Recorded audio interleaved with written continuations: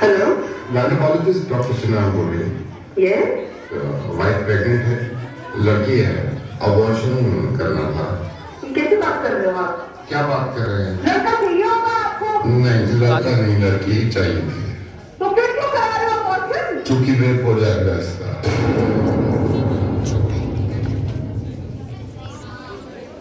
Doctor, मैं ये नहीं चाहता कि इसका रेप हो जाए। I am so sorry doctor, मैं नवेद बोल रहा हूँ। मुझे मालूम है कि आपके पास कॉल्स आती होगी, लेकिन उनकी वजह यही होती होगी कि मैं दहेज नहीं दे सकता या मैं लड़की को पढ़ा नहीं सकता। लेकिन अब कॉल्स आया करेगी और वजह ये हुआ करेगी डॉक्टर कि मैं अपनी बच्ची को पैदा नहीं होने देना चाहता क्योंकि इसका रेप हो सकता है।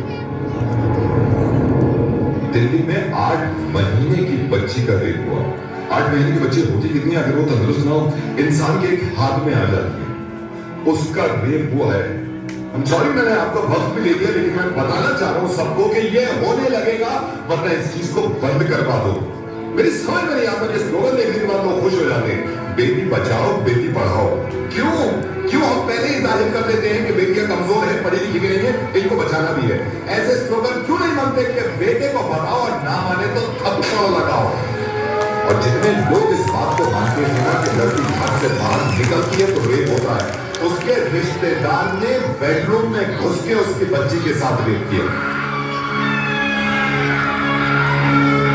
जब उसके माँ बाप ने इस बच्ची को देखा तो खून में लथपथ पड़ी थी, पूरा हॉस्पिटल ढूंढ लिया इसकी चीज से।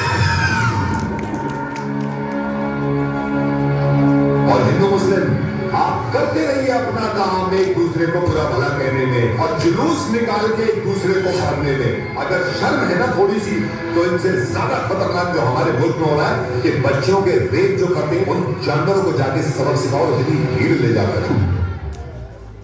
और कोई बताने की जरूरत नहीं है किसी को कि लड़कियां किसी से कम नहीं होती। जब आप किसी को ये बताते हैं कि लड़कियां किसी से कम नहीं है, इसका मतलब यह है कि कहीं ना कहीं पहले से ही दिमाग में हमने घुस रखा है कि लड़कियां कम होती है।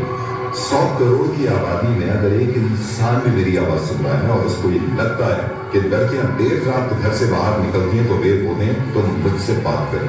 मैं कसम खा रहा हूं, अगर उसने मुझे हरा दिया इस चीज में तो जिंदगी में कभी रेडियो पे नहीं आऊंगा और अपनी आवाज नहीं सुनूंगा।